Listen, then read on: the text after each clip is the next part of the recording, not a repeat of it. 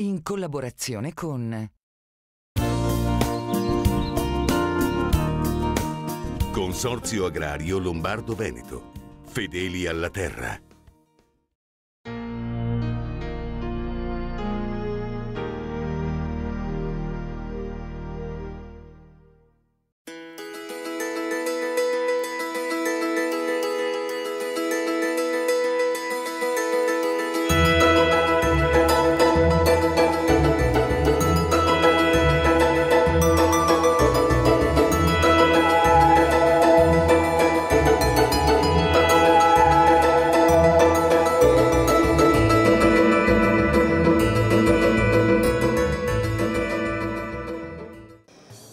Buonasera e ben ritrovati a questa nuova puntata di Confini oltre l'agricoltura. Come potete vedere non siamo nel nostro consueto studio, bensì siamo a Verona al Vinitaly, 46esima edizione di Vinitaly. Stiamo parlando del più importante salone a livello internazionale dedicato ai vini e ai distillati. Si tratta di un appuntamento particolarmente importante per l'Italia, soprattutto per Mantova, che presenta qui una larga parte della produzione vitivinicola mantovana. E pensate che qui si incontrano ogni anno le aziende nazionali e quelle locali per confrontarsi e per così allacciare dei rapporti con i buyer esteri, oltre un centinaio, con l'obiettivo non solo di fare affari ma soprattutto di promuovere, di proporre la cultura del buon vino e soprattutto il Made in Italy. L'edizione 2012 di Vinitaly, l'abbiamo detto, è partita ieri e proseguirà fino a mercoledì. Noi però ora andiamo a vedere che cosa è successo nella giornata inaugurale di ieri qui al Vinitaly e in particolare nel padiglione, lo vedete alle mie spalle, che ospita la regione Lombardia. Iniziamo a conoscere da vicino anche i protagonisti, tutti mantovani, che hanno scelto di partecipare a questa prestigiosa vetrina. In alto i calici, il Vinitaly è già qui, cancelli aperti al pubblico da ieri a Verona per questa edizione, la 46esima del più importante salone internazionale per il business dei vini e dei distillati. Una vera e propria celebrazione della produzione enologica tricolore dalla vigna alla bottiglia. I numeri e le novità di Vinitaly sono anche quest'anno di grande impatto, oltre 4.300 espositori, il debutto di Vivit, la rassegna dedicata ai vini da agricoltura biologica e biodinamica e ancora lo spazio riservato ai sommelier. In barba alla crisi, dunque, il Vinitaly non lascia ma addirittura raddoppia e non potrebbe essere altrimenti alla luce dei risultati che il mondo italiano del vino ha registrato nel 2011. Oltre 10 miliardi di euro di fatturato, dei quali 4,4 provenienti dall'export e una quota di mercato mondiale salita al 24,3%. Dati confermati anche da Coldiretti, record storico per l'Italia nel 2011 con 294 milioni di bottiglie vendute nel mondo. Ieri il taglio del nastro per il Vinitaly. La cerimonia inaugurale ha visto la partecipazione del ministro delle politiche agricole Mario Catania, ma anche quella di oggi è stata una giornata particolarmente importante sotto il profilo istituzionale, con l'arrivo del commissario europeo all'agricoltura Dacian Cioloș e del ministro per l'ambiente Corrado Clini, insieme a tantissimi altri ospiti illustri, dal presidente della Commissione Agricoltura dell'Europarlamento Paolo De Castro al governatore del Veneto Luca Zaia. L'attenzione dei produttori nazionali sarà concentrata su uno dei temi caldi oggetto di battaglia a Bruxelles, vale a dire la liberalizzazione dei vigneti. Secondo l'ultima riforma comunitaria, dal 2015 cesserebbe l'attuale sistema che prevede il diritto all'impianto di nuove vigne solo in caso di espianto delle vecchie. I paesi produttori di vino, Italia e Francia in testa, stanno facendo pressioni sulla Commissione UE affinché non vengano apportati cambiamenti. A subire i danni della riforma, così come ipotizzata, sarebbe tutto il settore vitivinicolo europeo costretto a subire gli effetti della mancanza di equilibrio tra domanda e offerta di vino e l'inesorabile crollo del livello qualitativo delle bottiglie.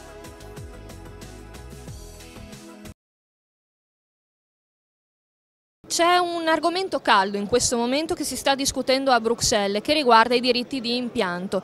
Che cosa significa e quali sono le conseguenze per Mantova, se ce ne sono? Allora, i diritti di impianto sono vigenti da tanto tempo. Per poter rinnovare i vigneti occorre cavare sui vigneti vecchi, non si possono fare vigneti nuovi salvo condizioni particolari stabilite a livello di regioni e così via. Praticamente l'impianto del vigneto è contingentato. la Comunità Europea tende a liberalizzare questo. Nel 2013 finisce praticamente il blocco degli impianti, la contingentazione, però il nostro ministro, ma non soltanto il ministro italiano, anche quello francese, tendono a prorogare questo blocco dei diritti d'impianto e tenere la produzione viticola contingentata, anche perché già il settore è in difficoltà e la liberalizzazione potrebbe dare un ulteriore danno al settore. C'è un altro aspetto che è quello un pochino delle previsioni che verranno fatte, che vengono fatte sin d'ora sulle varietà che verranno coltivate, insomma, che verranno impiantate. Lei è un esperto, che cosa si può prevedere? È difficile fare delle previsioni, dipende sempre dal mercato. Noi adesso stiamo cercando di proporre i nostri vini verso l'estero, perché l'italiano beve sempre meno, anche in virtù delle leggi dove non è possibile bere e guidare contemporaneamente, insomma.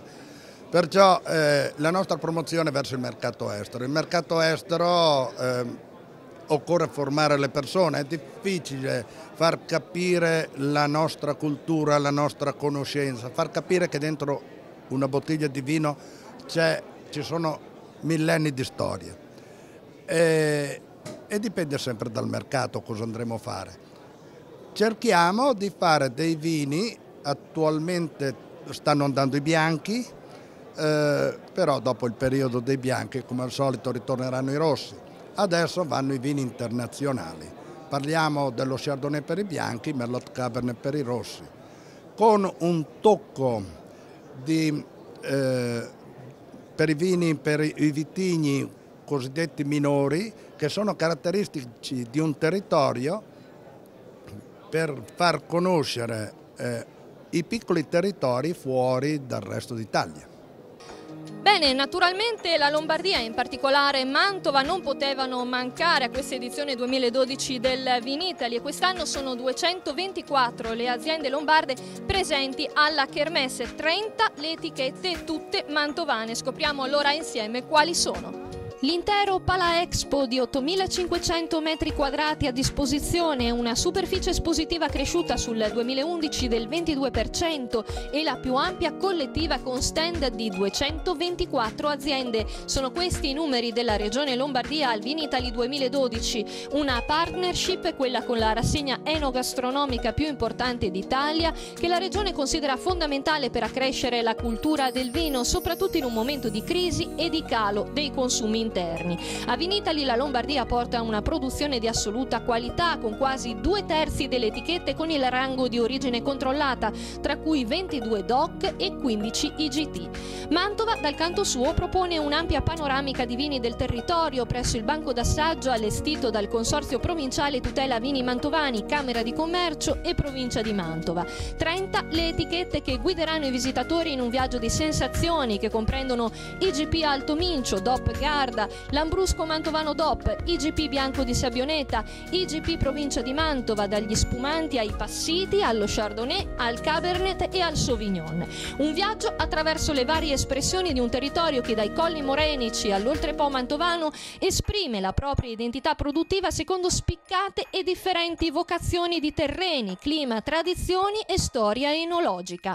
Accanto allo stand istituzionale saranno 13 quest'anno le aziende presenti con un proprio spazio: Agriturismo Cantina Caroma, Bertagna Gianfranco, Azienda Agricola Ricchi Fratelli Stefanoni, Cantina Colli Morenici, Cantina Sociale di Gonzaga, Cantina Sociale di Quistello, Cantine Lebovitz, Cantine Virgili Luigi, Cattani Corrado, Gozzi Cesare e Franco, Società Agricola Reale, Tenuta Maddalena e Vinicola Negri. Come nelle ultime edizioni, lo slogan che accompagnerà la presenza mantovana in Vinitaly sarà Passaggi di vini, un richiamo sia alle degustazioni proposte sia un invito a visitare il territorio di produzione.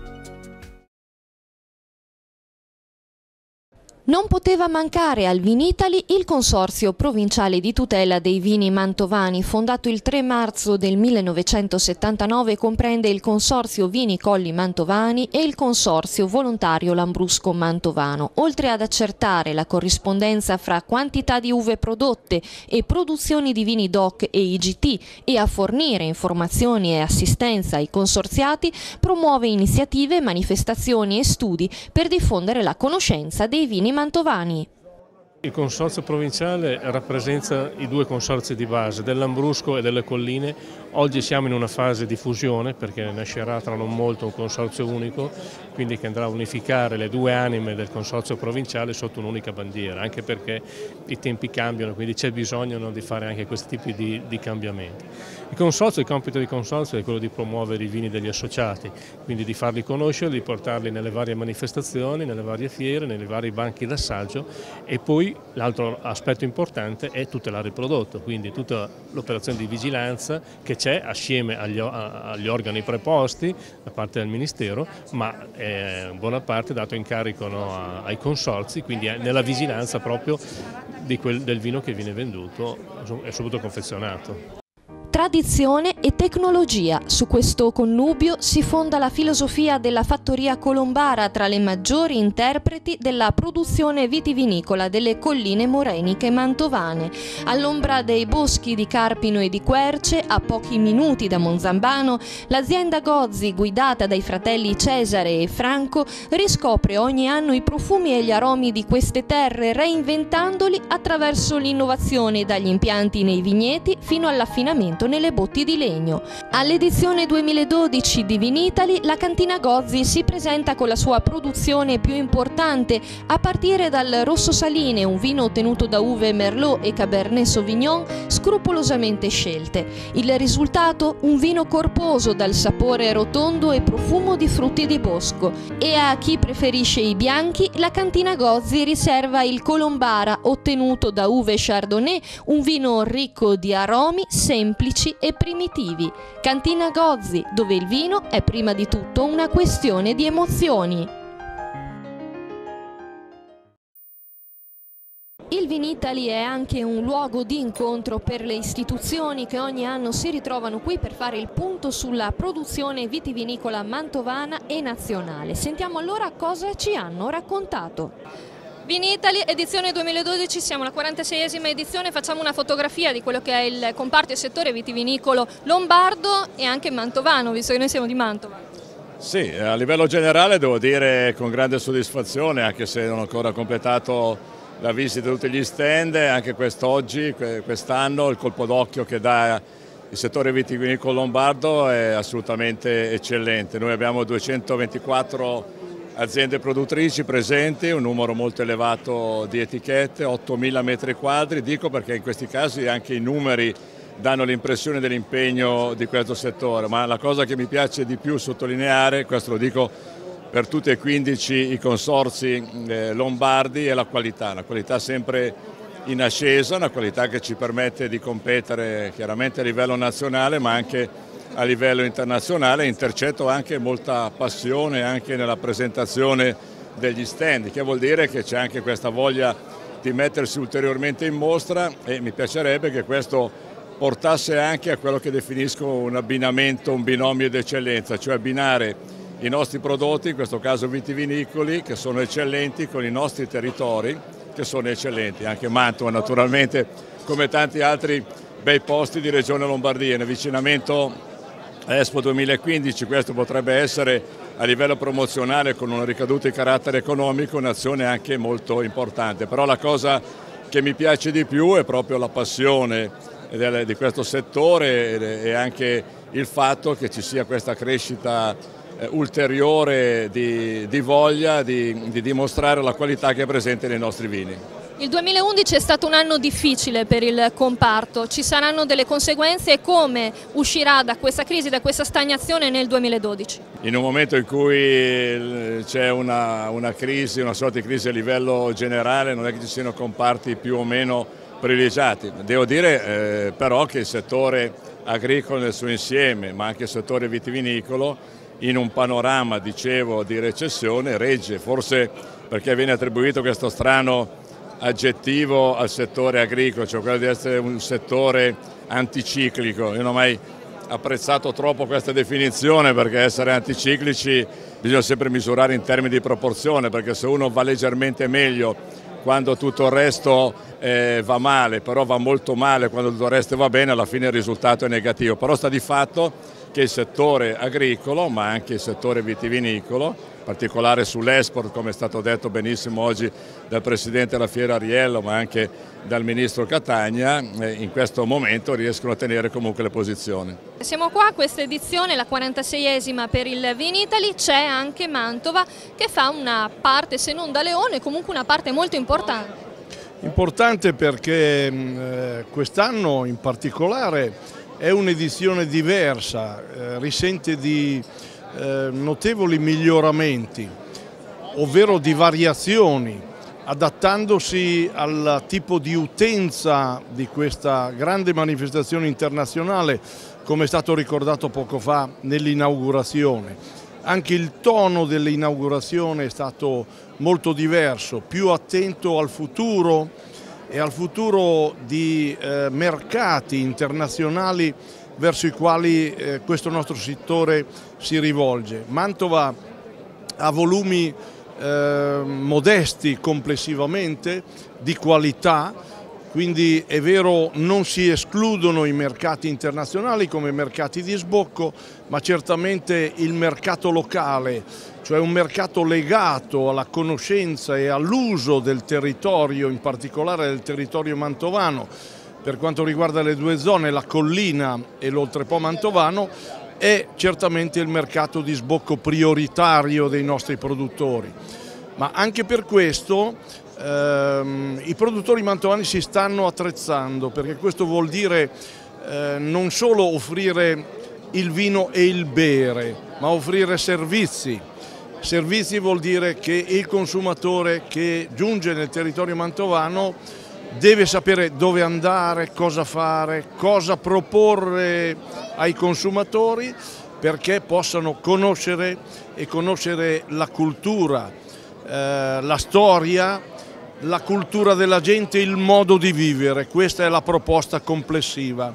Il vino è un alimento e si inserisce in un modo di vivere. Come sta il comparto e il settore vitivinicolo mantovano? Beh, io credo che stia bene da questo punto di vista. In questi anni abbiamo fatto credo, dei progressi importanti sia sotto l'aspetto qualitativo ma anche della presentazione delle aziende. Quindi credo che questi siano stati oggi i biglietti da visita che presentiamo oggi a Vinitaly come prima giornata e credo che sia molto importante questo tipo di aspetto. Poi sicuramente è stato fatto anche un lavoro di ricerca nelle campagne, nei vigneti, per andare a selezionare i vitini più consoli per quelli che erano i nostri territori. Ci sono due aspetti che vorrei capire con lei. Il primo è quello dei consumi interni che ovviamente sono calati e l'altro aspetto è quello del mercato estero, quindi andare a spalmare quello che ipoteticamente non viene venduto sul mercato interno sul mercato estero. Come vede questo quadro?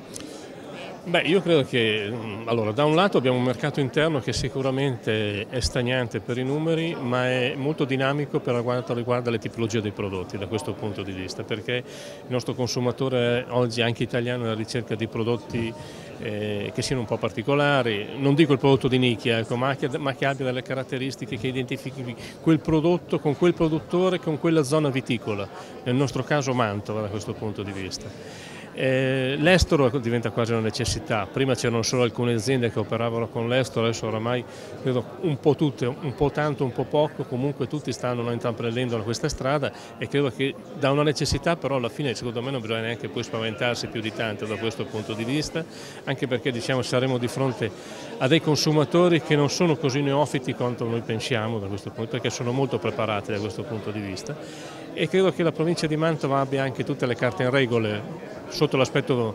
viticolo di presentarsi. Noi andiamo dal Lambrusco alle colline, tipologie di prodotti che non sono in concorrenza ma che servono per fare anche massa critica, perché questo affrontando certi mercati serve anche la massa critica del prodotto. Il compito nostro di consorzio è di quello di tenerli assieme, perché queste operazioni non la può fare una singola azienda, non ha la forza, non ha la capacità, è molto difficile mettere assieme le aziende perché non è così semplice, però credo che sia anche la strada obbligata, quindi anche il passaggio di arrivare a fare un consorzio unico nasce proprio da anche questi aspetti, ecco, perché alla fine credo che facendo massa critica e facendo gruppo, non dico che tutti poi riusciranno, ma però sicuramente è uno strumento che oggi serve. E ripeto, Mantova, che è sconosciuta nel mondo del vino, perché quando uno gli parla di Mantova a volte non sa neanche che è in Lombardia, però noi riusciamo a coprire qualsiasi tipo di cucina, qualsiasi tipo di pasto, dall'aperitivo fino al dolce, ed è una caratteristica che abbiamo solo a Mantova, perché in altre zone, grandissime zone produttive, però sono monotematiche. Noi no, questo credo che sia un vantaggio, quel vantaggio in più che ci può permettere di avere qualche chance in più. Ecco. Come Camera di Commercio, come vedete in questo momento il settore vitivinicolo mantovano? Ma diciamo che noi siamo presenti a fianco dei produttori ormai da oltre un decennio, e questo è un settore che ha riservato comunque soddisfazioni in questi ultimi anni alla provincia di Mantova. E vogliamo guardarlo con ottimismo, perché qualitativamente la produzione mantovana è cresciuta negli anni. È pur vero che siamo in presenza di una fase congiunturale non favorevole, ma il settore alimentare comunque, come dire, rispondendo a bisogni primari, è uno di quelli che ha risentito meno della crisi economica. Il vino è uno dei nostri prodotti d'eccellenza, proprio qualitativamente è cresciuto moltissimo negli ultimi anni, come ricordavo. La presenza mantovana è una presenza significativa e si mantiene intorno alle 15 unità per ogni edizione del Vinitaly, quindi il messaggio che da questi stand si vuole lanciare è un messaggio di ottimismo e di, come dire, futuro abbastanza roseo, se è possibile dire così, nel senso che si pensa che in questa fiera di creare quei contatti che possono anche dal punto di vista commerciale sviluppare affari e una buona continuità per il futuro. Ci sono buone speranze per quanto riguarda i mercati esteri per i vini mantovani?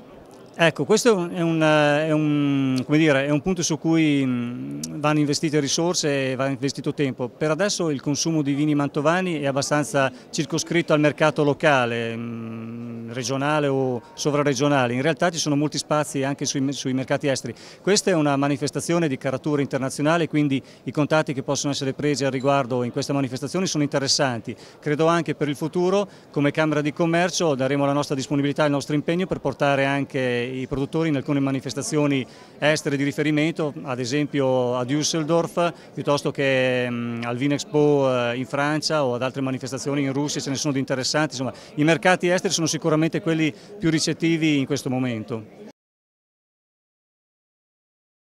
Con Vivit, Vigne, Vignaioli e Terroir, Vinitaly apre uno spazio di incontro tra operatori del settore biologico e biodinamico. 127 produttori provenienti non solo dall'Italia ma anche dalla Francia, dalla Svizzera, dall'Austria e dalla Slovenia. Un dato in crescita, quello della produzione biologica, a fronte anche del via libera dell'Unione Europea al riconoscimento del vino biologico attraverso un'apposita etichetta. Che cosa significa? Scopriamolo insieme. Si chiama Vivit, Vigne, Vignaioli, Terroir, il salone che Vinitaly dedica quest'anno alle produzioni enologiche da agricoltura biologica e biodinamica, un settore in costante crescita. Basti pensare che saranno ben 127 i produttori biologici provenienti da Italia, Francia, Svizzera, Austria e Slovenia presenti al Vinitaly. E a far premere il piede sull'acceleratore è stato senza dubbio il via libera dall'Unione Europea l'8 febbraio scorso al riconoscimento del vino biologico, che già dalla prossima vendemmia, quella del 2012, potrà avere le sue etichette. Il nuovo regolamento stabilisce che i viticoltori biologici potranno utilizzare il termine vino biologico sulle etichette, che dovranno riportare il logo biologico dell'UE, il numero di codice del competente organismo di certificazione e rispettare le altre norme in materia di etichettatura del vino. La decisione dell'Unione Europea non solo garantisce ai consumatori un prodotto di maggiore qualità, ma permette al settore di rilanciare la produzione. Il compromesso raggiunto a Bruxelles prevede per il vino biologico una presenza di solfiti pari a 100 mg il litro per i vini rossi e 150 per i vini bianchi e rosé, 50 mg in meno per ogni categoria rispetto ai livelli attualmente in vigore per i vini convenzionali.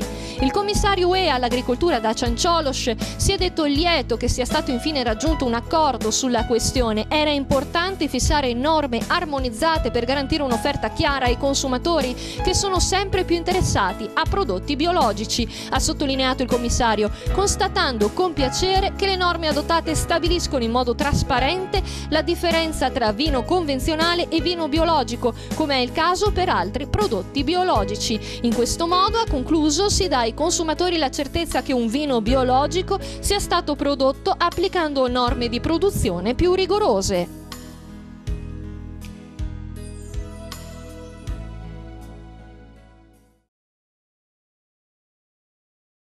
Qualità sì, ma con un occhio in più alla sicurezza. Biologico o convenzionale, il vino deve rappresentare un momento di convivialità da trascorrere ad esempio con gli amici più fidati. E se le nuove norme sulla sicurezza alla guida hanno finito per penalizzare i consumatori, c'è chi ha già trovato la soluzione. Si parla di una iniziativa collaterale inedita per certi versi. Di che cosa si tratta? Sì, diciamo che più che un'iniziativa è proprio la voglia di essere in affiancamento alla nostra clientela e indicare anche loro, a loro volta, alla loro clientela, al consumo del bere consapevole. L'azienda fornirà ai nostri clienti un wine bag dove naturalmente questo verrà distribuito alla clientela per quei clienti che consumeranno vino ricchi.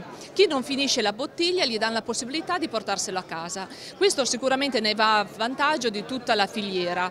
I produttori perché comunque vende qualche bottiglia in più, il ristoratore pure e il cliente non ha, diciamo così, lo spreco, ma può in questo modo portarselo a casa ed evitare anche sanzioni, come ben sappiamo, abbastanza alte per chi poi supera il tasso alcolometrico. Quindi un'iniziativa rivolta prima di tutto ai ristoratori?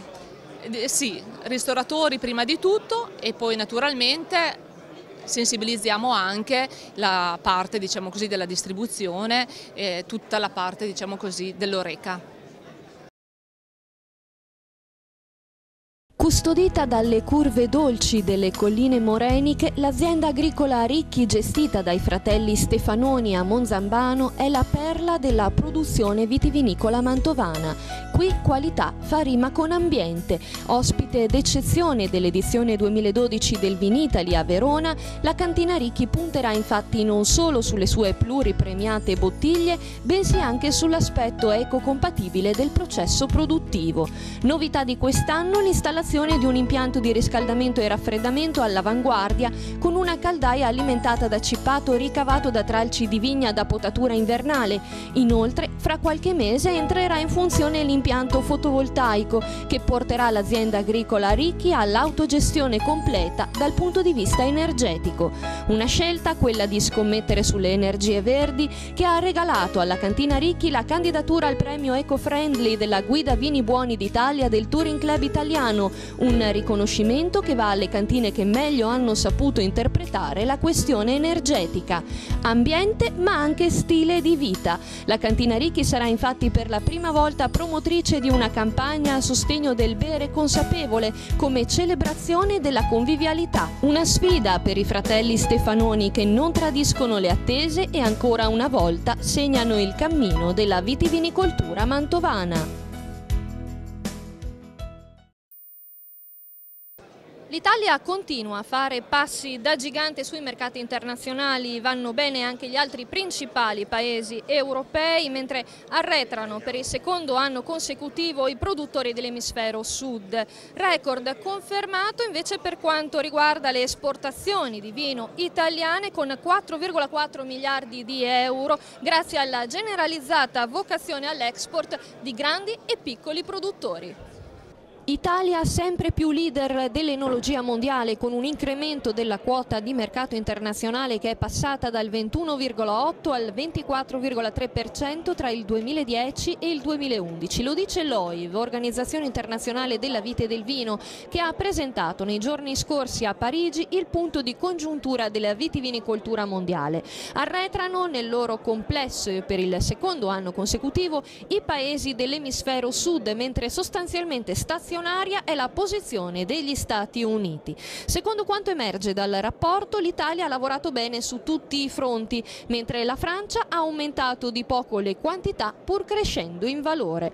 La Spagna ha incrementato molto la quota di sfuso, in particolare verso il Cile, dove a causa del devastante terremoto del 2010 è andato distrutto oltre 1 milione di ettolitri di vino. Brillante la Germania, sia con l'imbottigliato che con i vini importati sfusi e riesportati confezionati. È il caso dei bag-in-box richiesti dai mercati della Scandinavia, dove questo tipo di confezione copre il 50% dei consumi.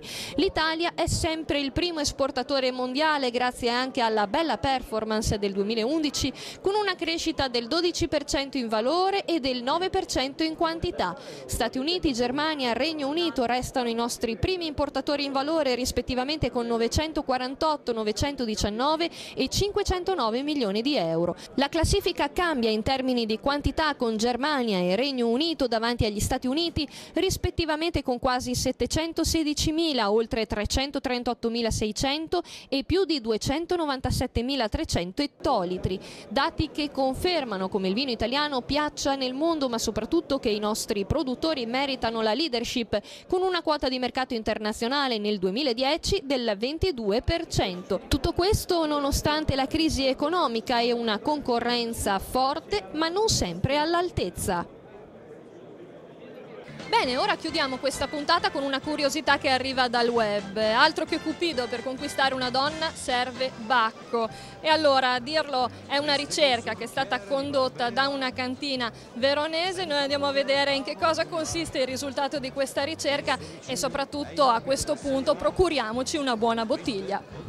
Cupido armato di arco e frecce? Roba da vecchi. Per fare breccia nel cuore di una donna ci vuole Bacco, ma soprattutto una buona bottiglia. È quanto emerge da un'indagine promossa da un'azienda vitivinicola veronese attraverso un monitoraggio online sui principali social network. Ebbene, maschi italiani, per conquistare una donna fate attenzione al vino. Ben 7 italiane su 10 bocciano l'uomo che sbaglia la scelta della bottiglia durante il primo appuntamento.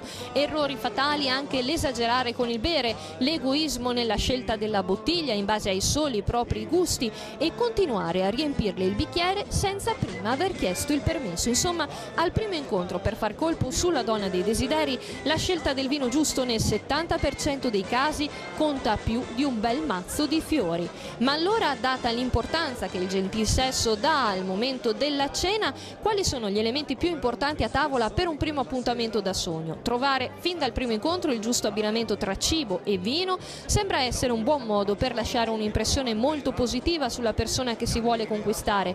Quasi 8 internaute su 10 infatti ritengono fondamentale che lui scelga il vino giusto in base al piatto servito a tavola e ai gusti della partner. Ben 6 donne su 10 danno importanza alla scelta del menù, ritenendo più adatti per l'occasione piatti leggeri e poco conditi. Altre ritengono importante l'atmosfera della serata, con il giusto sottofondo musicale e luci e profumi adatti al contesto, ma una buona bottiglia rimane insostituibile, un piccolo investimento tutto sommato in cambio di una serata garantita a lieto fine.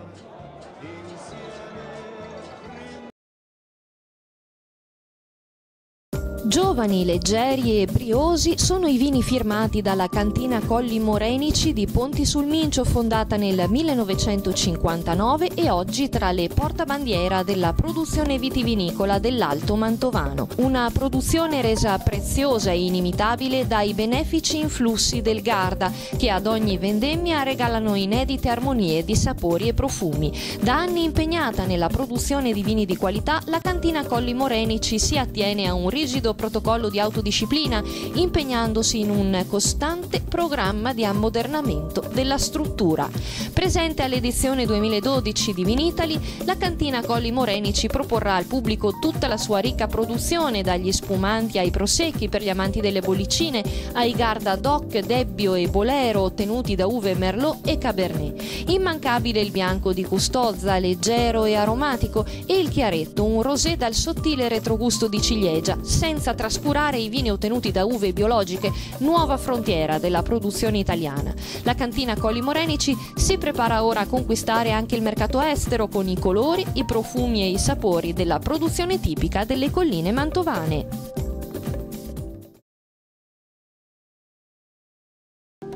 La cantina sociale di Quistello torna da protagonista al Vinitaly di Verona per mettere sotto i riflettori la sua variegata produzione. Costituita nel 1928, dispone oggi di un conferimento medio annuo di 50.000 quintali di uva, prodotta da ben 300 soci.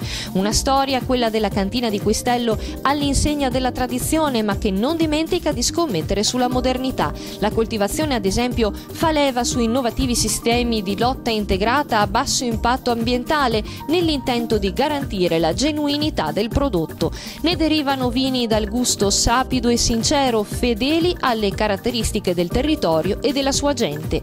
Al Vinitaly la cantina sociale di Quistello propone la produzione del suo vitigno di riferimento, il Grappello Ruberti, anima e struttura dell'80 vendemmie rosso e della neonata versione rosata. Ma al Vinitaly non può mancare lui, il Gran Rosso del Vicariato di Quistello, un rosso IGT frizzante adatto ad accompagnare tutti i piatti tipici della cucina mantovana. E per chi opta per il bianco c'è invece il Gran Bianco, ottenuto da uve Chardonnay dal gusto intenso e fruttato. Insomma, ancora una volta la cantina sociale di Quistello dimostra di saper rispondere alle richieste del suo pubblico, anche quello più esigente. Bene, siamo arrivati al termine anche di questa puntata tutta in diretta o quasi dal Vinitaly di Verona, 46esima edizione, lo ricordiamo, del Salone Internazionale dedicato ai vini e ai distillati. Noi nel frattempo ci siamo accaparrati un buon calice di Lambrusco, ovviamente tutto mantovano, ma prima di abbandonarci a questo delizioso nettare vi diamo appuntamento come sempre a lunedì prossimo con una nuova puntata di Confini oltre l'agricoltura che sarà dedicata alla meccanizzazione di precisione. Un ringraziamento doveroso al mio operatore Claudio Rossetti, alla regia, Luca Trentini. Io vi ringrazio per averci seguito e vi do appuntamento come sempre a lunedì prossimo su Mantova TV.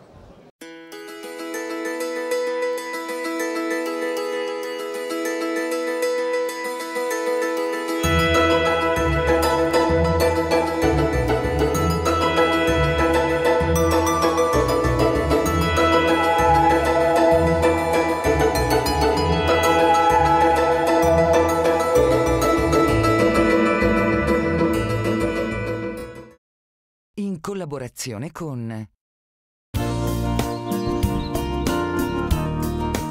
Consorzio Agrario Lombardo Veneto. Fedeli alla terra.